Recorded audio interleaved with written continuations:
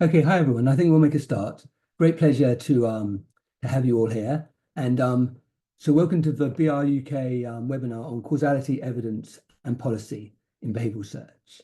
And I'm David Lagnado. I'm Professor of Psychology at UCL, and I'm going to be chairing the webinar with my colleague, David Shipworth. So just a little bit of an intro to get us started. Most problems faced by behavioural researchers and policymakers involve causal questions. Things like, how do we promote healthier eating? How do we reduce energy consumption? How do we improve online safety? A host of questions which all really are about causality. But there are various challenges that arise when we try and identify and use causal relations. How do we identify them? How do we apply them to policy relevant issues? So causality, how do we extract causal claims from a complex, messy, multifaceted world? Okay, that's a challenge number one. And how do we know if these claims, the claims that we kind of identify, apply and hold in new contexts where we might want to use them? So going from the lab to real world applications. And also, how do we apply this knowledge to design interventions that might change people's behavior and ideally improve outcomes? So the causality is one major challenge, and another is evidence. So how do we support our causal claims with evidence?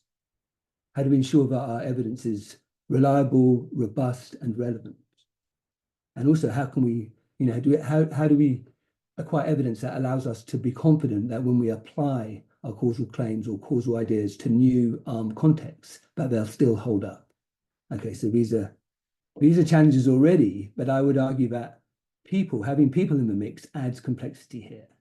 So these challenges are heightened when we study people who have got their own beliefs about the system, motives, goals, and who interact to create complex social dynamics. So it just magnifies the problem.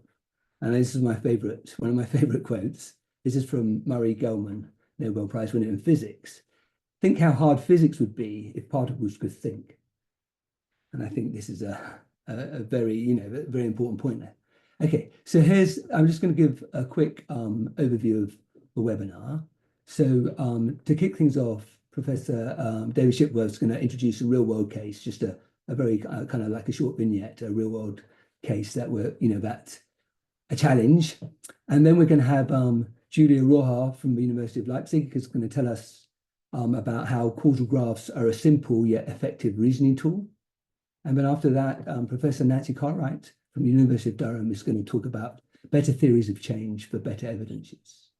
And after that, we'll have about half an hour for Q&A, panel Q&A, but also we invite you to put your questions in the Q&A box. If possible, indicate who the question is for and upvote any that you're keen to see answered. Okay, so I'm going to kick things off by introducing you to David Shipworth, who will give you a real world case for us to puzzle over.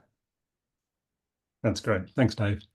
So my area of interest is really around energy consumption and the energy transition. And to illustrate this, this is a case where for a policy instrument, the UK government relies on something called energy performance certificates. So these are ratings of the energy performance of all the homes in the UK.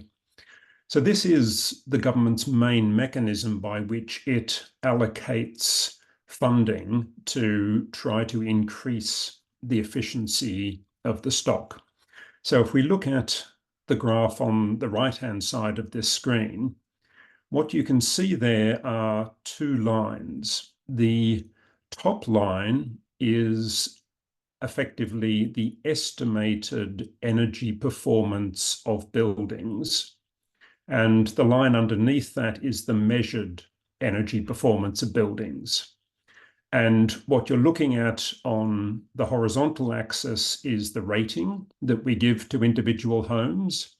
And that starts at A being the most energy efficient homes and runs through to F being the least energy efficient homes.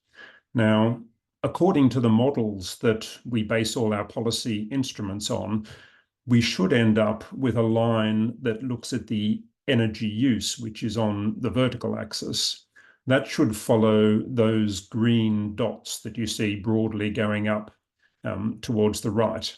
But when we actually measure energy use, what we observe is a set of dots that flattens out quite rapidly as we go across to the right-hand side.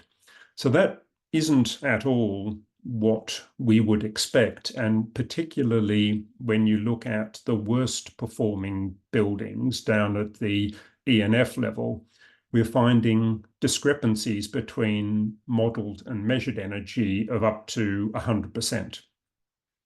So this matters because we literally spent billions of dollars in trying to shift the average performance of the whole housing stock up towards EPC band C. And in theory, that should save huge amounts of energy if we follow down the green line. But in practice, we find that those savings are far more modest if we follow along the dark blue line. So if you jump forward to the next slide, Dave. So the challenge we have is why there is this big discrepancy between modeled and measured outcomes. And depending on who you ask, you get quite different kind of explanations. So, an economist would look at this and say, well, heating homes costs money. So the less efficient your home, the more money it will cost you to run. And so you will economically constrain the amount of money you spend on heating. So we would expect that, the less efficient a home, the less energy people would use because their costs would go up.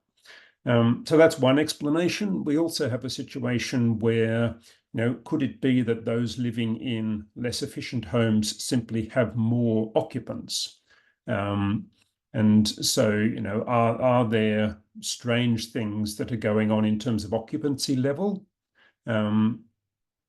Could the fact that basically the thermal efficiency of the building affects occupant behavior?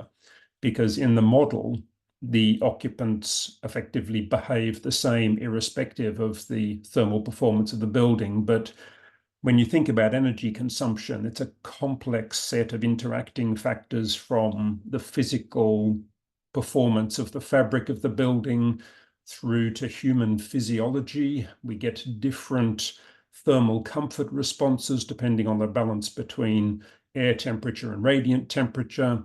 But also we might change the way we operate. We might open windows more or less in buildings that have different thermal efficiencies. So we've got a mixture of economic, physiological, social, behavioral, and kind of building physics factors that all muck into this. And we have this challenge to try and untangle this mess, and we don't yet know really what's going on. The other option is that there's something intrinsic to the way we do the rating of these buildings. The people who do the assessments make different assumptions about older homes. So really what we need is a system that allows us to think about and systematically untangle all of these confounding factors. And for us, this is a case where something like causal modeling may help us start to disentangle this interacting set of effects and understand how we can design policy that more effectively allocates these billions of pounds worth of investment to those homes that need them to deliver the outcomes that we hope to achieve. So that's just a real world kind of seeding a case in there. So I think it's back to you at this point, Dave.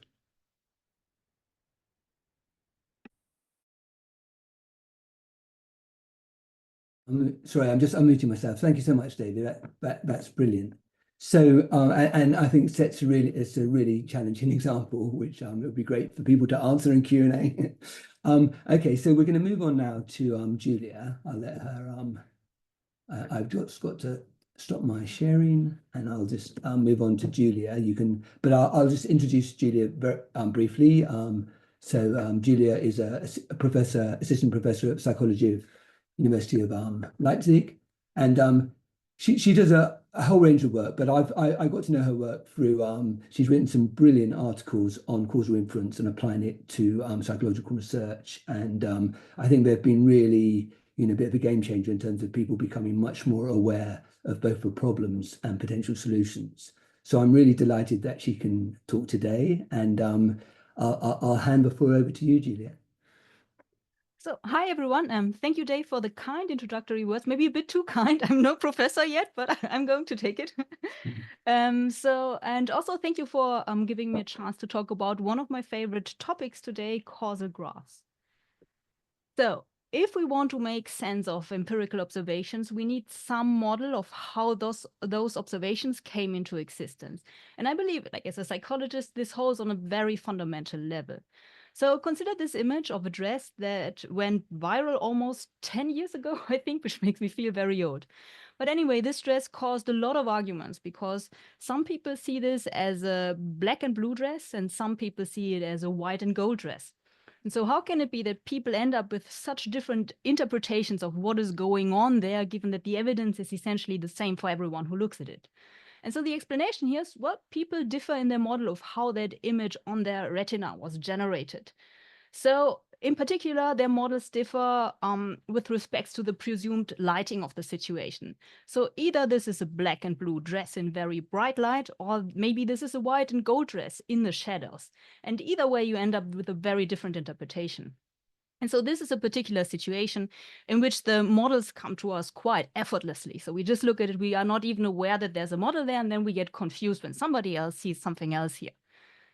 In other situations, the process of drawing on the model to make sense of empirical observations is not quite as natural. It doesn't happen automatically. And in fact, in more complicated situations, like when we look at empirical observations in our research, often there might be like one explanation popping out, and it turns out that it's not the right one, but it comes to us quite naturally. And I believe in this context, causal graphs are a very helpful tool because they allow us to visually represent and explicate our model of how the data were generated. So we just take the assumptions we already have, but we spell them out. And then we can use them as a tool to more clearly reason about the implications of the data given our model. So this is how I like to think about these graphs, like as a reasoning tool. Now, the types of graphs which I'm going to talk about are so-called directed acyclic graphs. And there is a lot more technical background here, mainly thanks to Judea Pearl, the computer scientist who came up with this particular use case for this type of graph. But today we are going to talk about them in a lot more casual manner, because in my opinion, the one thing at which these graphs excel is taking complex inferential problems and turning them into something that is more intuitive to work on. And so we are going to skip the advanced mathematics and just think about the scaffolding part here. And before we dive into directed acyclic graphs, there's one helpful distinction that I want to make here, and that is the distinction between causal identification and causal estimation. So when we reason about causal identification, we essentially ignore all the real-world limitations of our data and just ask, given these assumptions, is there some way to recover the causal effect of interest here? And then, of course, in the second step, we do want to actually estimate the causal effect, and we do have all the limitations of our actual data, which may often require additional assumptions. But today, we will heavily focus on the identification part, which is the more conceptual part where I think the causal graphs really shine, and which also happens to be the part which I think is neglected during training, at least in psychology. So there is a strong focus on statistics and all sorts of fancy models, and that's all the estimation part. But there's usually less teaching about identification, even though I think it's crucial here. So with that out of the way, let's talk about directed acyclic graphs, or DAGs. So DAGs essentially consist of nodes and of arrows. So this is an example of a very simple DAG. And here we have two nodes, educational attainment and income. These nodes represent variables, and really it could be anything. So it can be one-dimensional variables, multi-dimensional ones. It can be quantitative, qualitative, observable, unobservable. Really anything would be fair game in a DAG. And then on top of these nodes, we have arrows that connect them. And these arrows represent causal effects. And here we do not care about functional form at all. So all that this arrow means is that there could be one individual for whom changing their level of educational attainment would affect their subsequent income. income. And in the following, we are going to pretend that we were interested in precisely this effect, the effect of educational attainment on income, which is of interest, for example, to economists, but also to psychologists. And so what we are going to do now is add more things to this deck to maybe spell out what we think about the world. And for example, I am a personality psychologist, so I care a lot about people's personality. And I would immediately think, well, what about childhood intelligence? So this will affect people's educational attainment, but it might also affect their income later in life. And then, of course, there is not only intelligence in childhood, but there's also adult intelligence. And now adult intelligence will be influenced by childhood intelligence. There is some stability here, which is of interest to personality psychologists. But then we do actually have quite convincing evidence that educational attainment does also affect intelligence. So per year of education that you get, you might get a small boost in your intelligence, even like after you finished high school and so on. And then, of course, adult intelligence will plausibly affect income. Now, decks are quite flexible about what you can include. And so, for example, we might decide to include a mystery node, which we don't actually label. We just say it's U for unknown. And this would just indicate that we do suspect that there could be something that affects both income and adult intelligence. And we can't pin it down. It could be something like health or some other factor, but we don't need to commit to anything here. So, and this is the deck we are going to work with at this point. DAGs are called directed because all arrows have only one head. So we only have directed causal relationships. Now, you might notice that the mystery node we included here is a bit of like a workaround here. So what we've said at this point is that income and adult intelligence are correlated for some cause, which we don't want to specify. And sometimes that is actually depicted as a double-headed arrow. So despite the graph being directed and only including one-headed arrows, you can squeeze in a double-headed arrow if it represents this particular structure. DAGs are also acyclic, and that means that we cannot have any closed loop in which one variable through some chain affects itself. So essentially the flow of time determines that a variable cannot affect itself. Now, in the behavioral sciences, we quite often have situations where we assume that two variables mutually affect each other, right? Like people react to something that happens and that changes something else and so on. But if you look closer at the DAG we generated, we actually do have mutual causation in here. So we do say that childhood intelligence affects education attainment, and that in turn affects adult intelligence. So intelligence affects education, which in turn affects intelligence. And so the trick here is that if we do want to encode mutual causation in a DAG, we do need to like just detangle things over time and add like a time dimension and multiple nodes to work with it in a DAG context. So what are we going to do with all of this? Well, we will use it to reason further about the situation here, but first we're going to make a big assumption here, namely that this is a causal DAG. So a causal DAG is one in which for every pair of variables, all common ancestors is included, which roughly translates to we did not forget any important confounder here. And obviously this is a simplification, and this is most likely wrong in this particular case, but we're just going to roll with it and see where it gets us. So the canonical usage for such graphs is trying to identify a causal effect in observational data. And you might all know that this is challenging, but if we want to do it, we usually need to adjust for so-called third variables.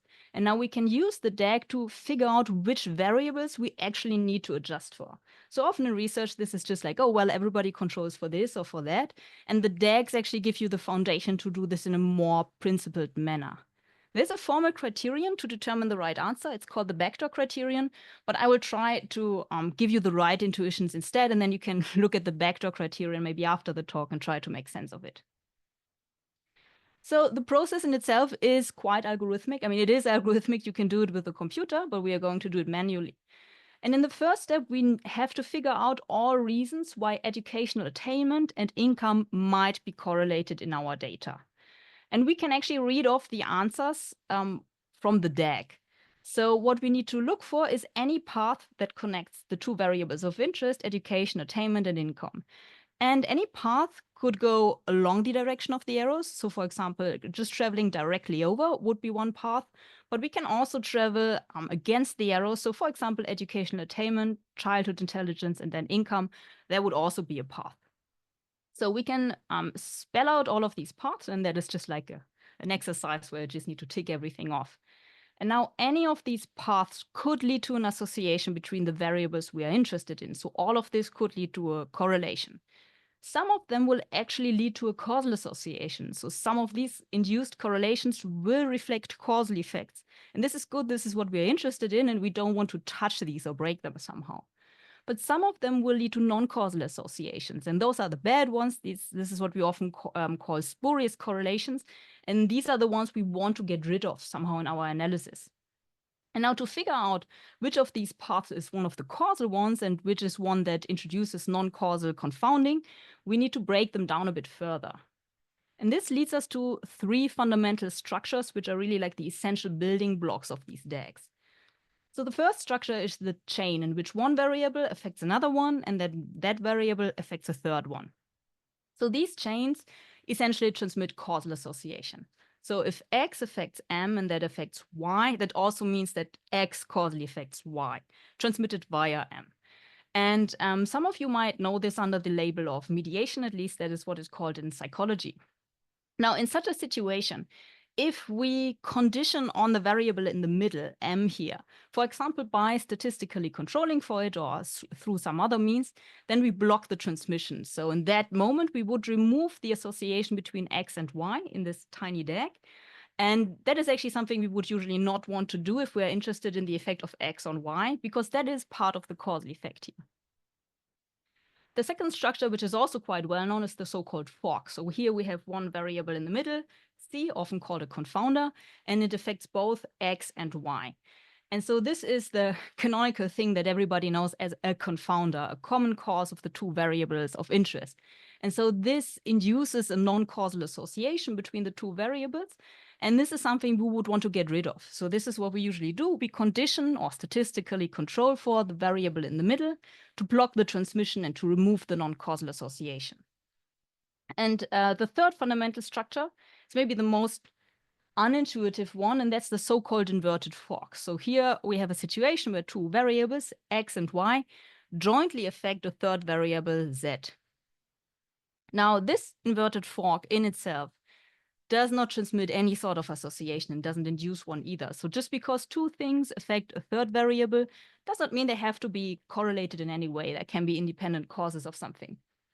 But now the interesting thing here is that once we do condition on Z, for example, by statistically controlling for it or by doing other things about which I'm going to talk in a second, then we actually do open the transmission of a non-causal association.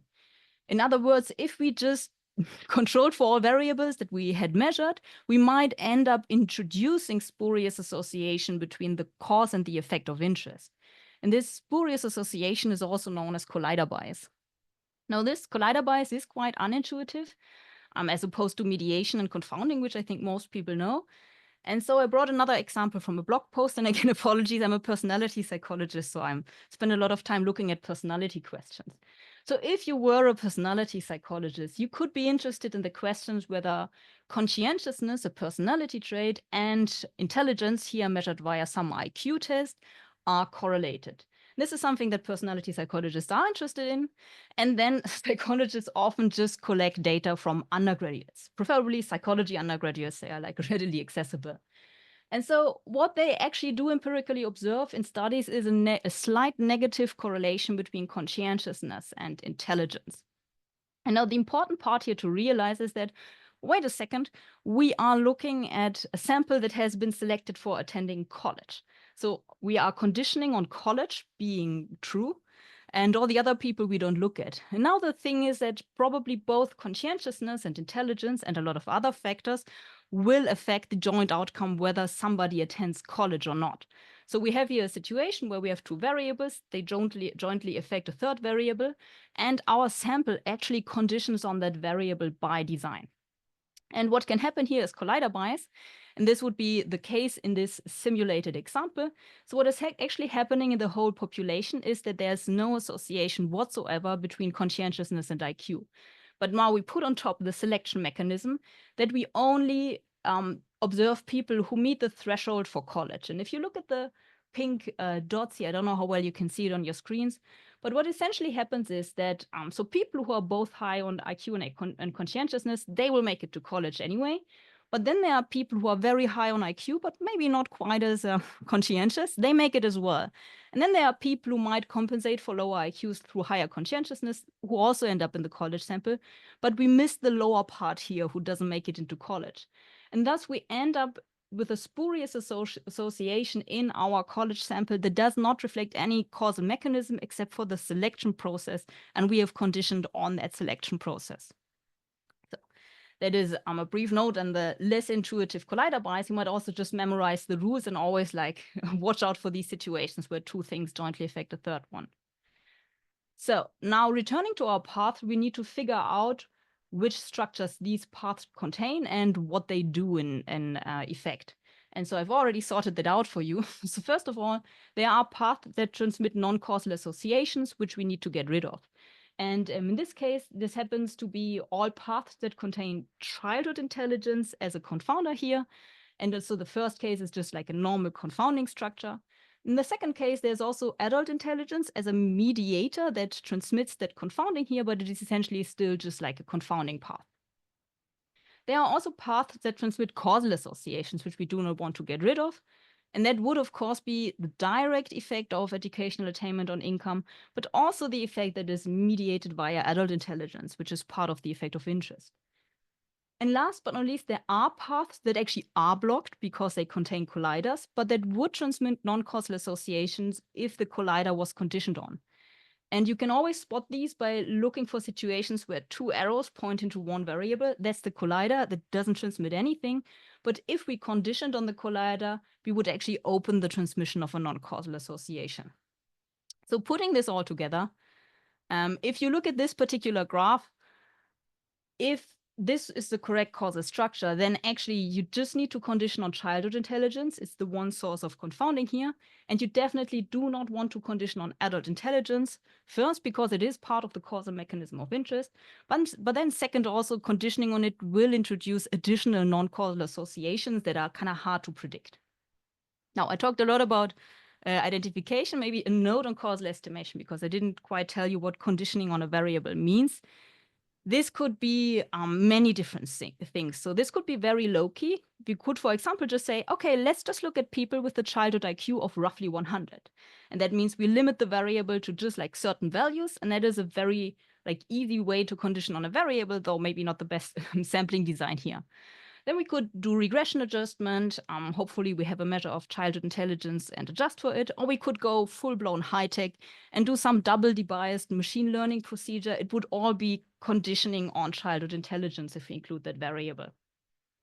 And the important thing is that if your causal identification strategy is wrong, no amount of estimation can rescue you. So the identification must be settled before the estimation can work. And then, unfortunately, going the other way around, you can, of course, have the right causal identification strategy, but still mess up estimation for all sorts of reasons, such as measurement error and covariates and so on. So you still need to worry about estimation, but if the identification didn't work out, no amount of statistics is going to rescue you. So, So this was the full-blown approach. And now I do want to show you how to use these DAGs to reason about causal constellations in a more casual manner, which I think I do quite a lot in my everyday life. So let's take a look at one example. Some of you may have encountered that notion that hunter-gatherers live surprisingly long. And this is usually taken as an argument to indicate that our lifestyles in the Western modern world are so bad that they offset many of the gains of modern medicine. Now, you could actually just compare the life expectancy, but people tell you, no, that's not how you should do it, because we do know that infant mortality is much higher in hunter-gatherer populations. So to fairly look at the effect past infant mortality, people say that you should compare life expectancy once people have survived infancy. And this is supposedly the comparison where the hunter-gatherers look surprisingly good. So like this text says here, if you were a hunter-gatherer and you made it to adolescence, there was a strong likelihood that you would live a long and healthy life, not so different from modern humans. Now, what I'm going to ignore here is I think that empirical claim is already somewhat questionable, so mortality is higher at all ages, but we were just going to take it at face value for now and focus on the conceptual issue here. So The empirical observation that we have is the following: life expectancy at age 5, for example, so past infancy, and the society in which people live. So, for example, just taking the contrast, hunter-gatherer versus modern Western countries. And the association seems to be smaller than we would expect, maybe naively. Now, if you want to reason about this causally, life expectancy at age 5 is actually not quite trivial, so we need to break it down some different way.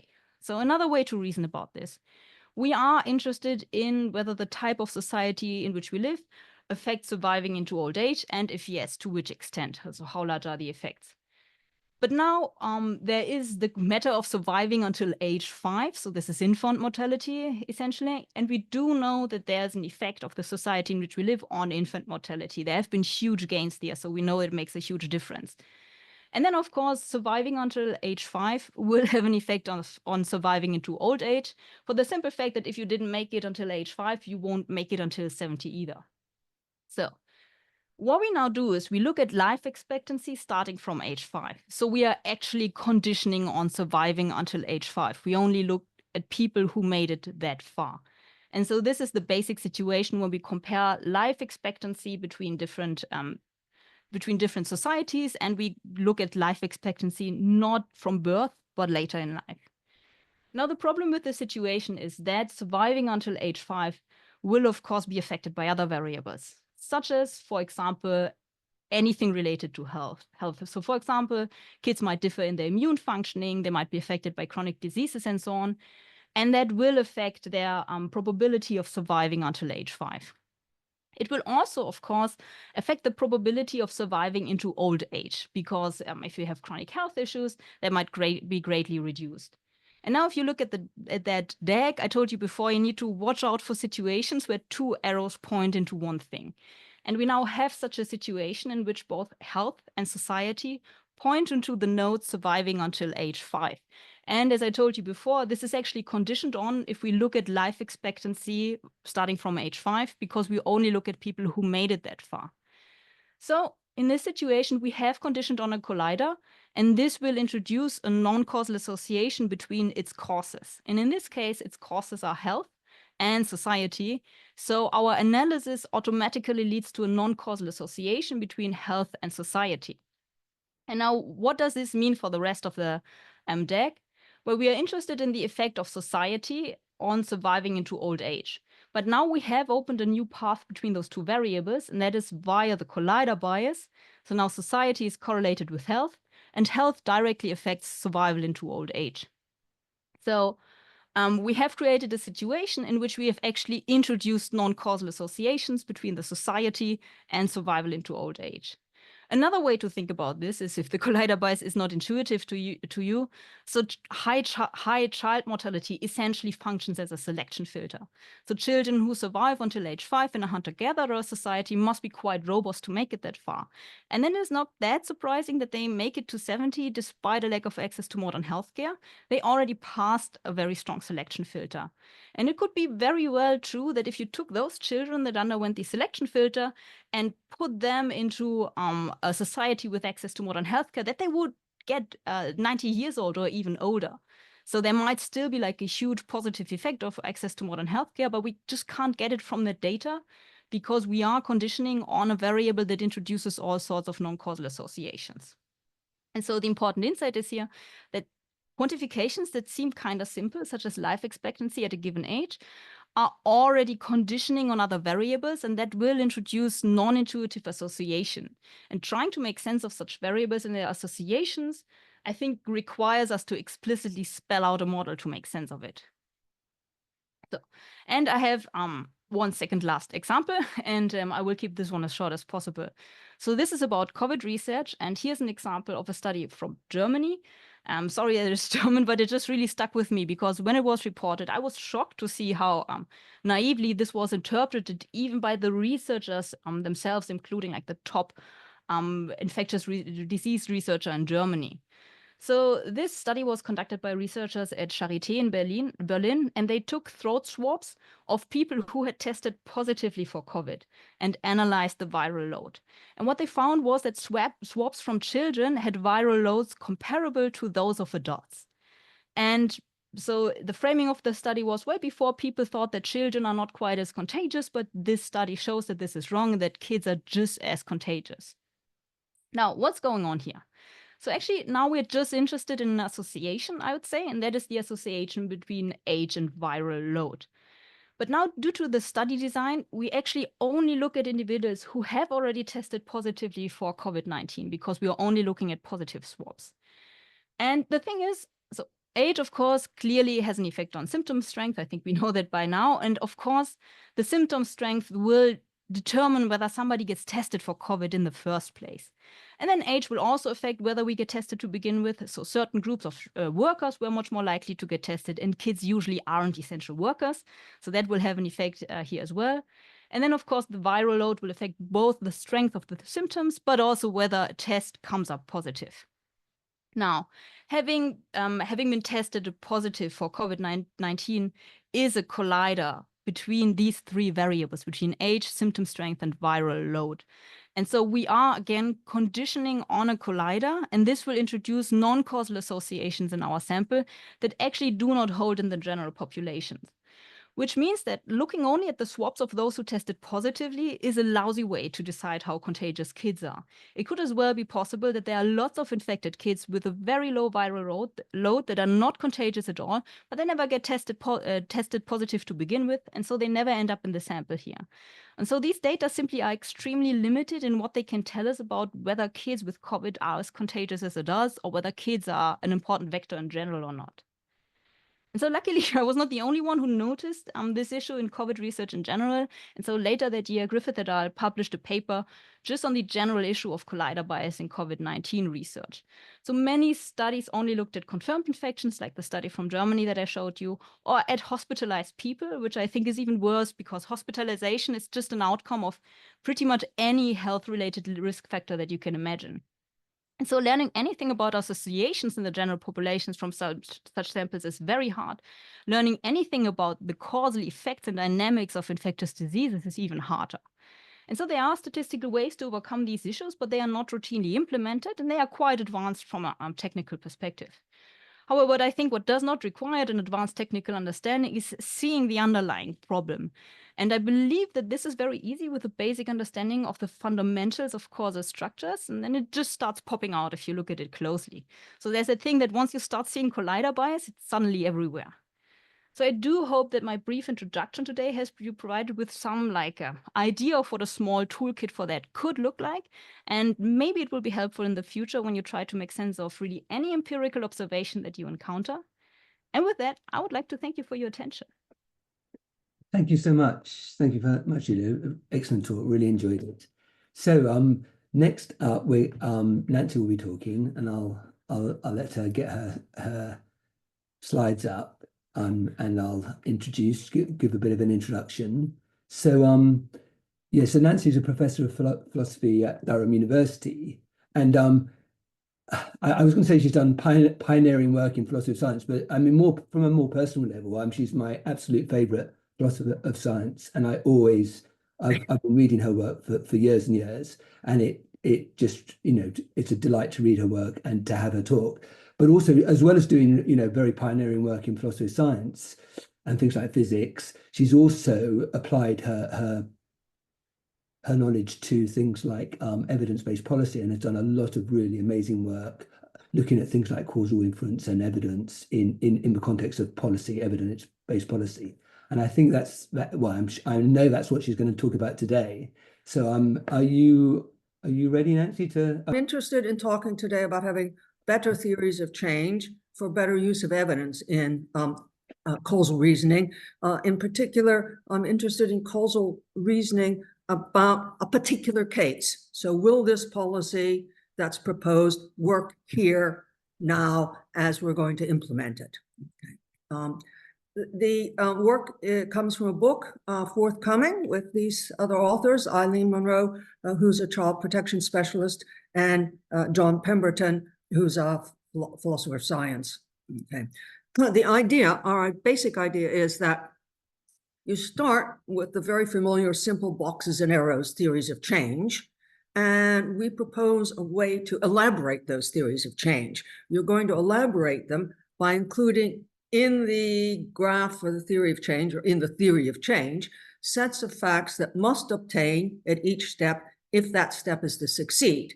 Because after all, if you have a theory of change with boxes and arrows, and each step is supposed to lead to the next, you don't get to the end unless each step goes through. So we're interested in sets of facts that must obtain at each step if that step is to succeed. And that's what will appear, sets of facts like that will appear in the elaborated theory of change. And that allows you then to construct what we call an evidence role map. The evidence role map shows what role different pieces of evidence play, like which facts are they supporting, because different facts themselves play a different role in getting the process to go through. And that will lead to a better overall assessment in light of understanding the role of each piece of evidence. And I'm going to illustrate with a case study of the implementation of child protection program, signs of safety. So implementing signs of safety in a particular, this is a real case, jurisdiction M, we're going to call it. Now, signs of safety is a widely mandated child protection program focusing on helping families build to strengths. M had a very bottom Ofsted rating, and a new director of child services was hired and worked very hard to get signs of safety implemented. Now, implementation very often fails. I mean, it's now widely mandated across the UK. It's mandated in the Republic of Ireland and various other places in the world. Okay, and implementation has often been found to fail, and due in particular to structural features of the underlying system, features that are already in place and that are often ignored. And Eileen says, child protection is a systems problem.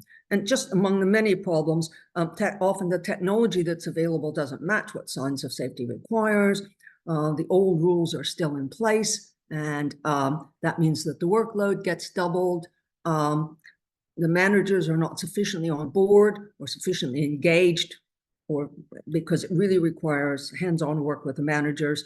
Social workers begin to worry because this is a program that depends on, as I said, helping families build the strengths, and social workers sometimes worry that children may be more unsafe. So, okay. I'm afraid the animations aren't working, so that in the end, I won't be able to see what I actually said. Okay. There were a host of initiatives that were undertaken to implement signs of safety in M. I mean, just a whole host of them.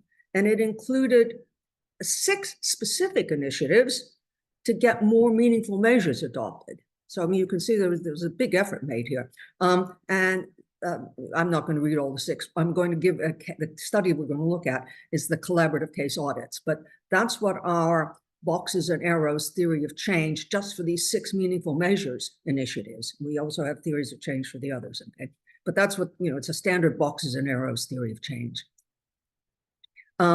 Here's the key for it.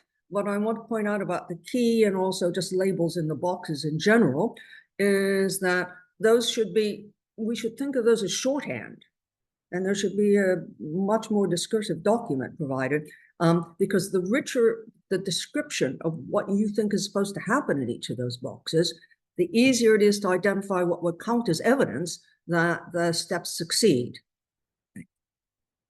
So the collaborative case audits initiative, the previous audit system checked compliance with procedures, and that led to prioritizing, of course, compliance over quality. What gets measured gets done. Collaborative case audits, by contrast, involve in-depth discussion between social workers and managers of what's happening and what's being done. So here's our proposed boxes and arrows theory of change just for it. And that's the one we're going to look at. Now, this is what our proposal is: to achieve better evidence use for policy prediction and evaluation. You should lay out a boxes and arrows theory of change, identify several widely accepted kinds of facts that must obtain if the process pictured is to go through, use these to build an expanded theory of change, and that will underwrite categorizing the evidence for each step in the theory of change as evidence for, it turns out the way we've got it categorized, that the evidence at each step falls into one of 8 different categories, different kinds of facts. So we'll have evidence for this kind of fact, evidence for that kind of fact. For instance, we all know that you need moderator variables or support factors for the main cause to produce its effect, the pictured cause, the salient cause to produce its effect. One kind of evidence will be evidence that bears on whether the support factors or the moderator variables are there or not. But that evidence won't bear on other kinds of facts that are necessary. So that gives you an evidence rule map, and then the evidence rule map helps you provide a better overall evaluation of the, whether this process is going to go through, because you've got an evidence rule map for each step, and you can thereby look at how good the evidence, what kind of evidence you actually have, and how good it is for the whole process. So what must happen at each step if your process is to go through? Well, the first thing to notice is Hume was wrong. Causes don't just sit there and then miraculously an effect appears, right? A cause must do something. This is what realist evaluators have been stressing for a long time, as well as many philosophers of science, from Elizabeth Anscombe onwards. So in our graphs, we write our bet about what the activity is on the arrow right above the causal arrow. And in this case, we think it's the collaborative case audits elicit the information. They don't force it. They don't make it up. They get people to, they convince people to give it to them. Okay. Now, principles. The other thing is that, causes don't just do any old thing. I mean, just, factor sits there and then suddenly it decides, I'm going to make David turn blue, right? Maybe that happens in reality, but in those cases we can't predict. I mean, the game's over. Generally, in our cases we're interested in, we can assume that causes act in accord with principles. And I think for policy prediction, these are often familiar behavioral principles. And I've written a lot about tendency principles. I'm not going to go into that now, but we ask you to record the principle under which the activity is supposed to occur. And this is relevant because the same activity can occur under different principles. Just think about a stupid physics example. Mutual attraction between particles can happen under the principle of Coulomb's law, which is, one's negatively charged and the other's positive, or gravitational attraction. And the principle, depending on which principle is working, things will work in a very different way. So it's not just enough to have the activity. I mean, sometimes the activities naturally suggest a principle, and really there's only one, but often activities can happen under different principles, and it's important to record the principle. Okay. Now, once you have activities and principles, that helps identify further important factors, like support factors. We all know about that. The site of cause is seldom sufficient. I mean, here I've got some epidemiological pies there, the standard way of representing them. To succeed in producing their effect, causes, what I say, they need help. They need support factors, which we often call moderator variables. So in our expanded theory of change, we add in information about the support factors that would allow that cause to produce that effect by performing the activity that's described. And you can help figure out what those support factors are by looking at the activity and the principle. So here we come up that practitioners recognize audits as standard practice, so they're compliant. It's consistent with their values. That's all if you're going to elicit information from them. It's not just enough to do the audit. You also need it to be consistent with their values, or they're likely to lie, etc. So, and notice that the arrow, the causal arrow, sorry, I don't have the cursor. Anyway, the causal arrow, the eliciting, notice it goes from the whole circle, including the main cause and the support factors, to the effect, which is, of course, as it should be. Okay. Then, of course, there are derailers or detractors. Even if an activity started off okay, there's many a slip twixt the cup and the lip. So identify features that can derail or diminish the effect if they're not guarded against.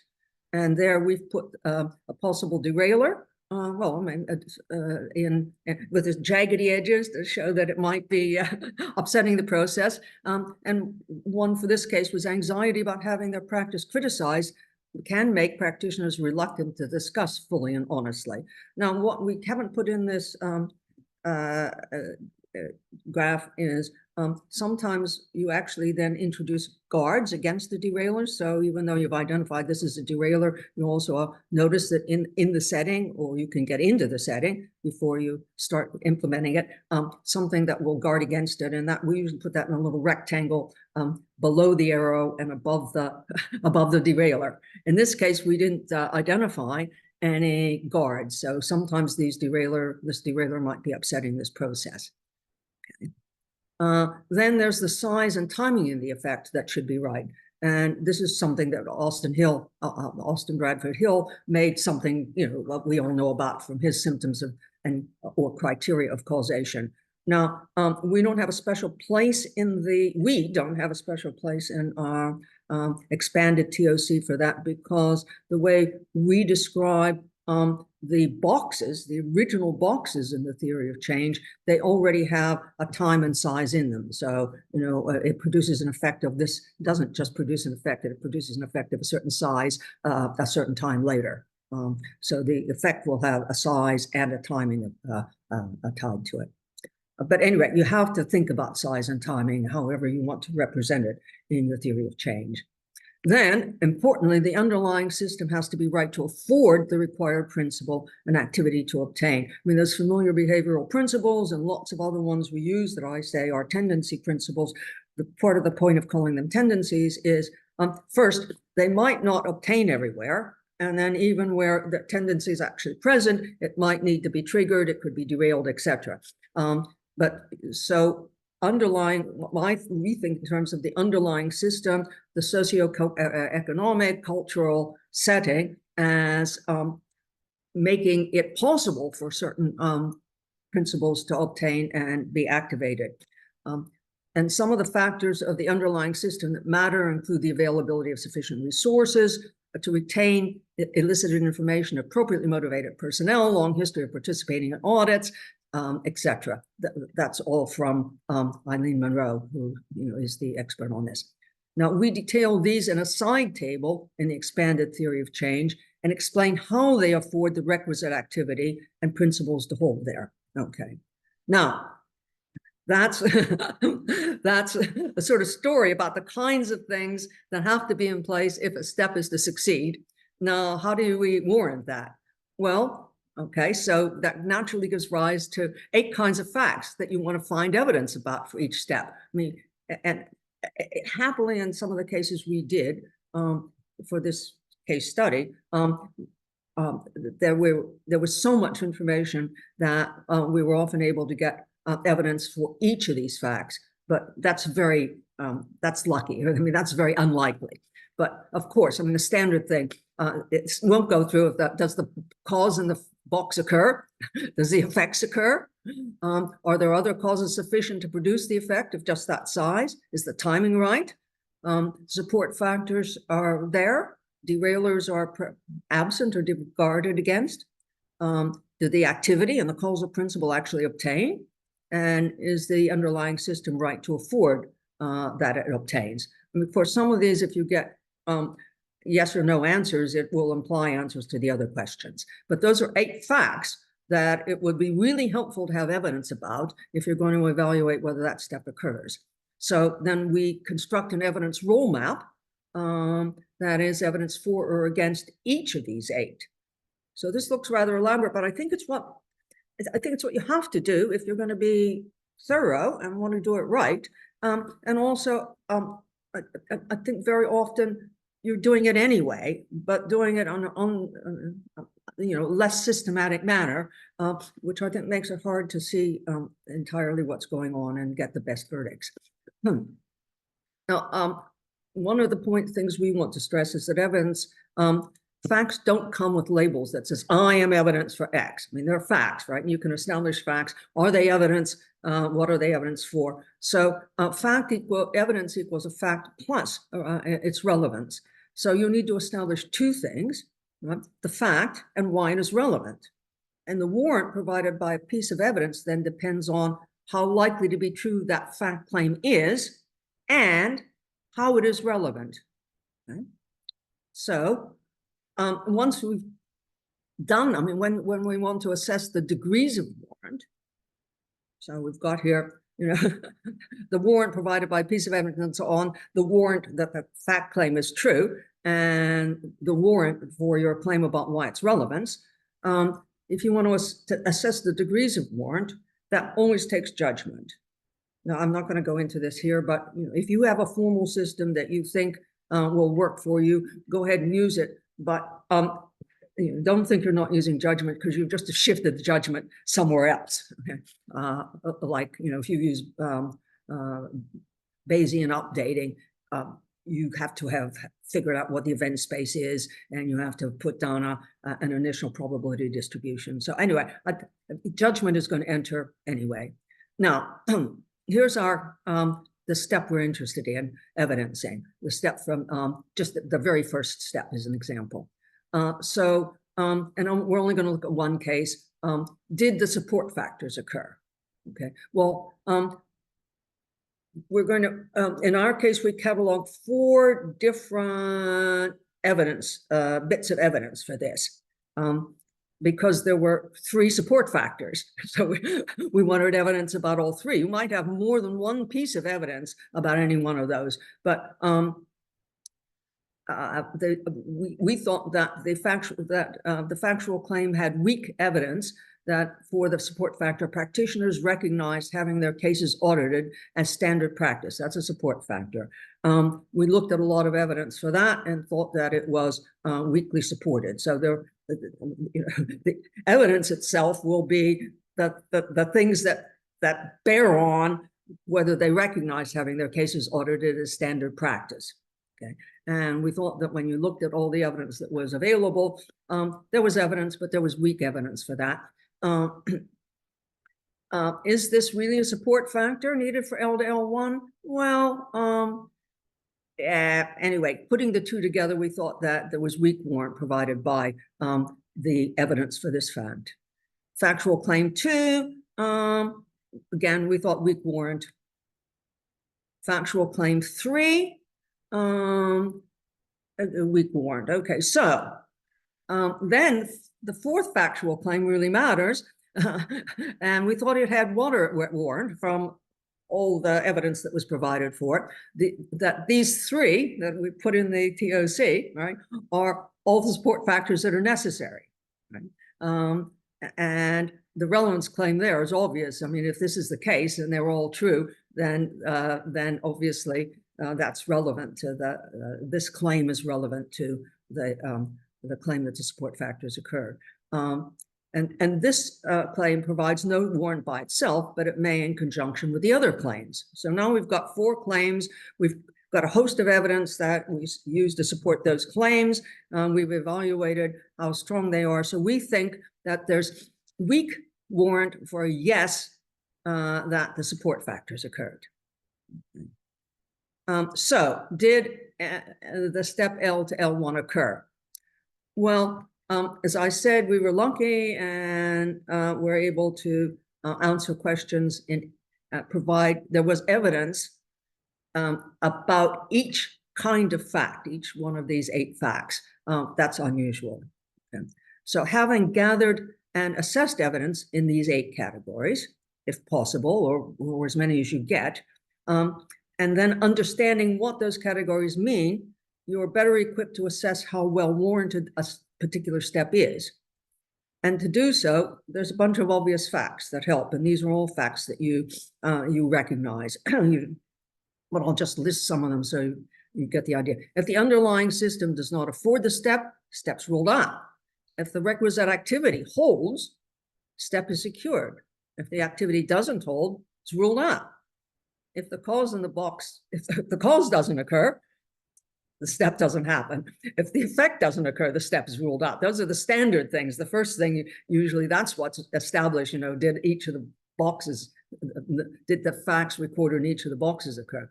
If the timing is wrong or the size is wrong, it's ruled out. If some required support factors are missing, it's ruled out. If sufficiently strong derailers occur, it's ruled out. If the cause occurs and all the support factors for it to occur, and all the derailers are missing, step is secured. If the cause occurs, the effect occurs, and nothing else occurs, step is secured. So my conclusion is none of this is familiar. Much of what you might do anyway, but if you have the evidence maps, the evidence rule maps laid out explicitly, can help you keep track of the evidence, and then you will know what each piece of evidence is doing so that you'll draw sounder conclusions. And that's it. Thank you. You're doing a really serious job. Seriously, was supposed to come up last as my thank you. Thank you so much. Thank you so much, Nancy. And we're gonna move into the question and answer phase. So I'll encourage people to put your to jot down your questions for Nancy or Julia or David or everyone. But just to get us started, I have just a question or two just to get us started. So one thing actually, it kind of applies to both talks, but I think maybe I'll aim it at Nancy, is about identifying derailers and also knowing what are the derailers, and it feels like also identifying confounders and how can we kind of like know that we've identified likely derailers. That feels like a really interesting issue, well, for me anyway. And so I'm wondering what your take is on how one might be better able to identify derailers, because that obviously to identify what they might be. First, you can't really do any of this without being seriously in the context, right? I mean, you actually have to be there. I mean, I don't know whether be there, but understand what's going on in that area. And that's one of the reasons why we were able to have such thorough evidence maps for this case study on M, because there was a lot of careful data collected and observation, and Eileen knew quite a lot about it. So first of all, you actually have to see what's going on in the context that might be a derailer. But I really think it makes a huge help when you know the activity and you know the principle. The whole point of getting the activity and the principle is that once you know what kind of activity is supposed to be happening, it tells you get a very good sense, a very concrete sense of that activity. You get a good live sense of what kind of things could stop that activity. So, I mean, if you're eliciting, one thing that could stop it is that I don't know, there's a newspaper article halfway through, right, that says that it's been discovered that this kind of information is being leaked and used to fire people. Well, I mean, that's a possible derailer. It doesn't appear in the graph because it's not a very probable one. Yeah, okay. Yeah, I mean, I suppose I have the same kind of question in a way to Julia. Oh, actually, we've got a question that's come in, so I will actually, instead of pushing my question, I'll ask this. So this is from I'm not sure who, but I was curious if either of the speakers could please expand on their underpinning view of causation.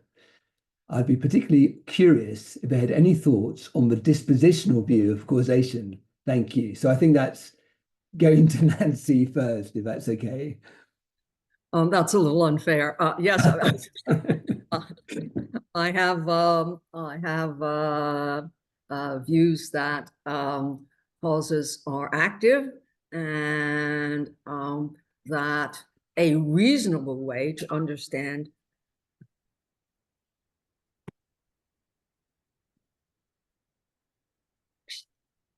there's no way to stop my house phone. I'm actually hanging up.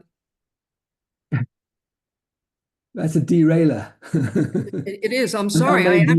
I actually brought it over here so I could hang up immediately. I'm sorry. Everything's going wrong at my end now. Sorry. I forgot where we were. So it was a question about Oh, yeah, explaining the view okay. of So causation of disposition. you don't have to buy this metaphysics, but these tendency principles can be interpreted as describing the powers that a feature has. So a gravitational mass, right, by virtue of being a gravitational mass, has the power to attract other masses. I think me, by being a mother, has the power to humiliate my children, right? I mean, so I think it also has the power to evoke mother love and protectionist instincts. So I think that certain features you can think of them as bringing with them powers. And again, whether those powers will obtain in an individual or an individual setting, right? That depends on what the underlying setting is like, whether they're triggered, whether their effects are overpowered. You know, those are all just standard.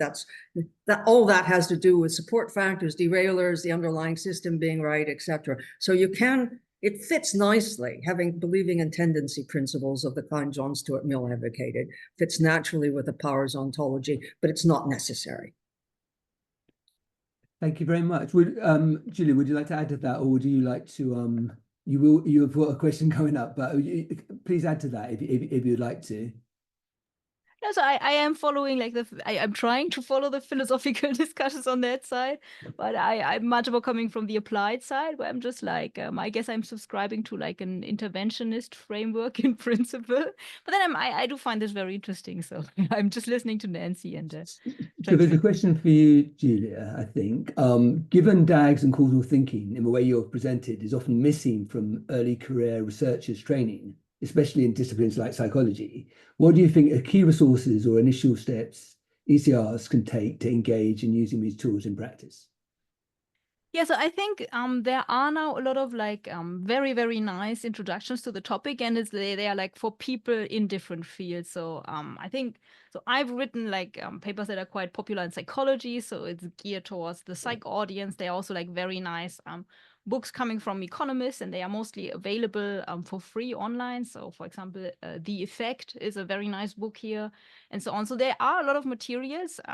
One just has to search a bit. And so if the anonymous question asker wants to have more input, you can just send me an email and give some background so I can try to pick precisely the right thing for the use case. Because it's my impression that the causal inference people have been really like trying hard to build resources because it's not covered in training, usually at least in psychology. Thank you, Julia. We're going to move on. I actually think that causal approaches should be taught right at the beginning of statistics classes before you do statistics. You should think about causality, but that's my Years ago, when I was about halfway through my career at LSE, we had a course in the Methodology Institute that did just that. I mean, it taught the methods, and it taught methods for causal inference, but I think that disappeared after I left. What a shame. I think that's such an important thing to do, actually. I have actually a question for David. Can you see it, David? Do you want me to read it out, or can you see it? I can see it, yeah, absolutely. So this was a question as to whether I had tried to apply these methods to looking at this question of what explains the difference between modeled and measured outcomes for energy performance certificates. What I have done is tried to apply directed acyclic graphs to understand the factors that drive energy demand in buildings. And this actually opens up a question I was wanting to ask Julia, and then Nancy can also come in on this. But Julia, you were saying that the causation is conditional, if you like, on the structure of the graph. So we have a kind of a theory that we encode into a structure of a directed acyclic graph, and then we basically introduce evidence through the structure of that graph. But there's also another approach where you actually can use machine learning techniques to learn the structure of the relationships. And one thing we struggled with is there are different, incommensurate, competing theories about what explains a lot of energy use. So we tried to use structured learning, but it would be interesting to know, your thinking about this, the relative value of the approach of using, say, structured learning, machine learning approaches versus encoding an existing theory that the researchers might have. And is there any way we can think about the extent to which a given structure may or may not be right, separately to the question of whether the evidence on that structure is supportive of causation? So yeah, that's a very good point. And just so maybe for the audience members, so there's this idea of essentially it's causal discovery, right? So you do have the data, and then you just try to learn essentially the DAGs that are compatible with that. And it is like sometimes possible to orient certain edges, and sometimes it will just be like, oh, it's either this way or that way. And I think so this is like computationally intensive and so on. And it can be made more plausible with the help, I think, of longitudinal data, which again, like allows us to use our knowledge about the world that time flows into one direction to limit things down a bit. So the problem that I currently see with causal discovery, at least in psychology, and maybe that's a different use case, is that once you allow for the possibility of unobserved variables, right, it quickly breaks down, like the space of possible DAGs just kind of explodes. And then I guess it's again the situation where you have to add domain knowledge to maybe constrain some possibilities and so on. And I do think these are very promising approaches. So I've seen nice examples in management science and so on, where you actually can just like learn things about part of the graph. So not the whole graph, that is too ambitious, but just understanding little parts and so on in a data-driven manner, and then check with your own knowledge and so on. So I think in practice, this will be a back and forth. And I mean, you also asked about, right, like the possibility to also like reject models. I think there was going into the direction, so just not given this model and these data, should we expect an effect, but rather, so can we reject this model based on the data? So does it speak against that? And then there's also like, I think a step that I've maybe neglected in my own writing, but there is of course the possibility, right, for model testing, in particular like local tests that show you, okay, my DAG tells me that these variables should not be correlated anymore after conditioning on these variables, but they do, right? And that's the point where you need to start to wonder, okay, why is that? Is there something I forgot? Is there a mechanism I forgot, and so on? And I do think in that manner, it will always be back and forth. Like it will never be fully data-driven, right? Because if you do something that is purely data-driven, you look at it and reason about it, whether it makes sense or not. And so, but I do think these methods are promising. So I wonder whether they will catch on, I guess. Can I add something? Yes, please do, Nancy. Yeah. There are very, very, very, very, very special cases where you can come up with a causal ordering just from conditional probability information, but there are very limiting cases. That it's because it assumes, if you're assuming the causal Bayes-Netz axioms, that for instance, if you've conditioned on a full set of parents, right, then two variables that are connected correlated or causally connected. So I mean, that would be nice if those weren't the limiting, very, very special cases. But I think that it's important to just stress what you said, but that if you feed in probability information and you feed in some antecedent causal information that you're relatively happy with, so you fill in some arrows, then the programs can deliver back for you every single day, well, and the variables you're interested in. So that's a lot you have to feed in, right? In particular, the set of variables. They'll deliver back for you every single causal graph that's consistent with that. And I think that's really useful because it reminds you, right, that you're sort of already stuck thinking of it one way, and look, consistent with the data and everything I know so far, these are all possible. That's what I wanted to stress, that maybe it's worth doing that because it broadens your horizons even more than just thinking about what else might be going. I mean, even just with those variables.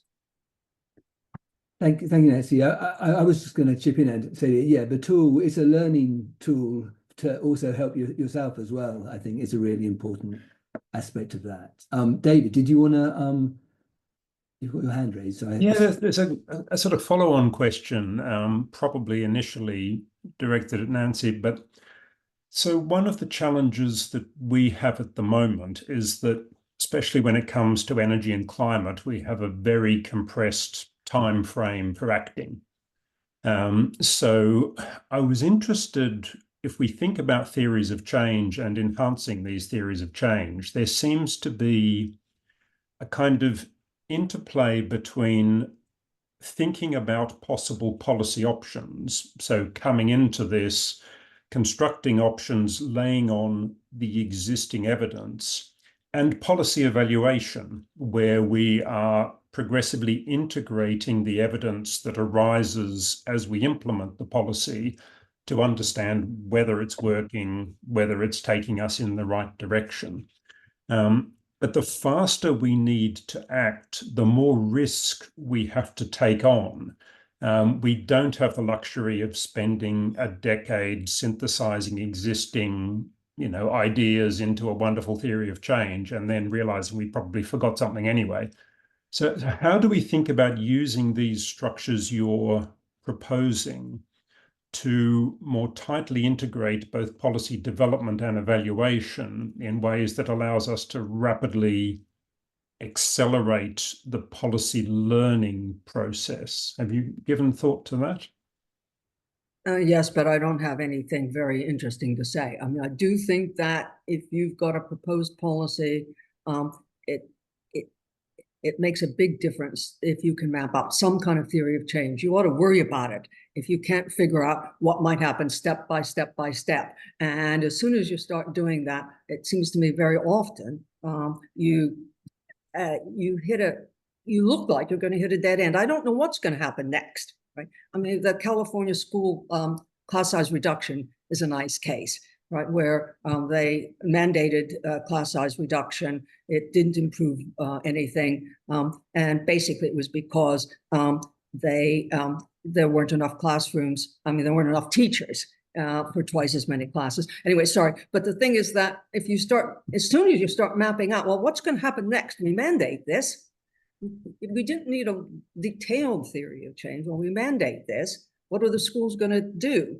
Well, they're going to start teaching people in odd places. Oh, they're going to teach them. How are they going to teach them? They have to have teachers. Oh, no teachers, right? Sorry.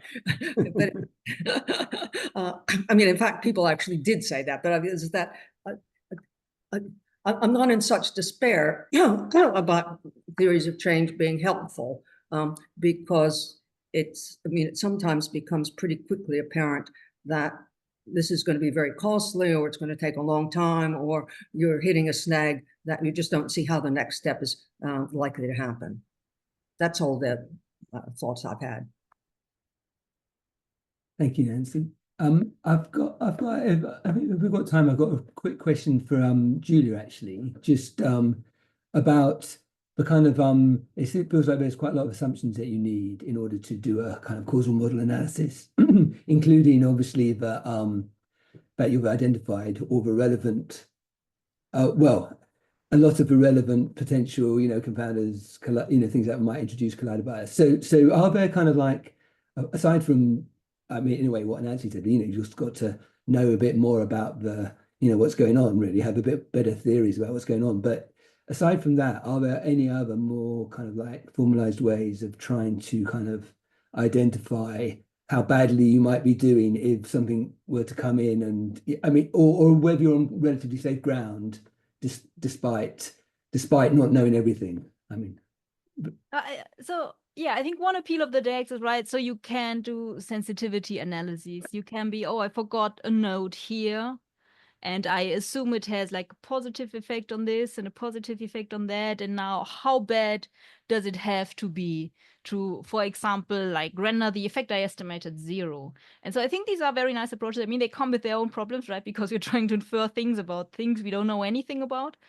But there are different ways to try to quantify it, right? And I mean, it does at some point get into something like, oh, the effect is kind of small and quite uncertain, so it could as well be, it could as well disappear once we consider something else, right? So this is where other things come in again. But then I think it's also, so I know that it's like for people, it's a bit like paralyzing, right? To think, okay, but this cannot possibly be the causal leg. And yeah, but it probably isn't, right? You don't have anything in there.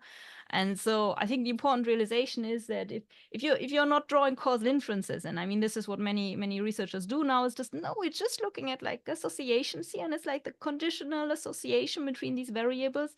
And they kind of, no, we're not drawing causal inferences, but the causal inferences are going to happen, right? Because people want to make sense of the world, and people want to use it for decision making and so on. And so if you just like try to not have the responsibility on your shoulders, it will be on the reader's shoulders, and they don't have any guidance. So I think it would be great if people were willing just to put out their DAGs. And then, of course, there will be other people who will be like, oh, but you forgot these 10,000 things here and so on.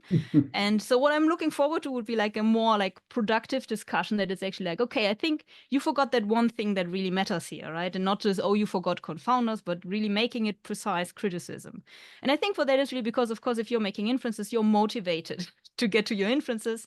And I think for that reason, it's also like good to just maybe get claims out there, right? And be like careful about how you frame them, or give others a chance to chime in. And you might know that reviewers are much better at detecting missing nodes or missing parts of your puzzle. But I really think it's part of the cognitive process here that you get it out, and then others can find the mistake in your DAG and so on. And that is what I'm like. I don't think it's a magic bullet or anything, but I think it's a nice tool to make us collectively better at this. And I think we should get better at it.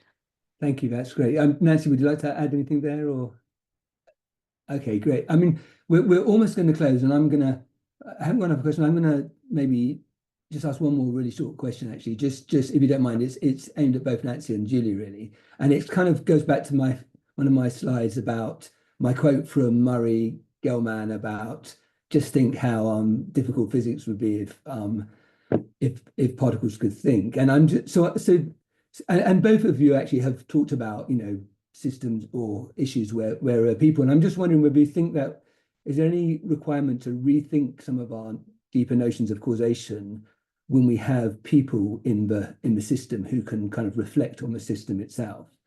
And does that add, is it just more difficult, or does it add something extra that we might be missing in some of the ways we think about causation? So if anyone, Nancy or Julia? Oh, actually, you're on mute. Oh, yeah, perfect. I don't think it adds anything to causation, right? So that's, I think, my reflecting on the policy and then trying to undermine it is just ordinary. The policy information causes me, and my own interest causes me to reflect on it. My reflecting on it causes me to do something that makes the policy, undermines the policy, so that I wouldn't have had to worry about it in the first place. It does provide, the simple thing it provides is more causal loops, but they're not, once you put time order on the variables, then it's sort of standard causation. You take the loop and stretch it out. So I don't see that people, I guess I think that I cause things and I'm caused to do things. But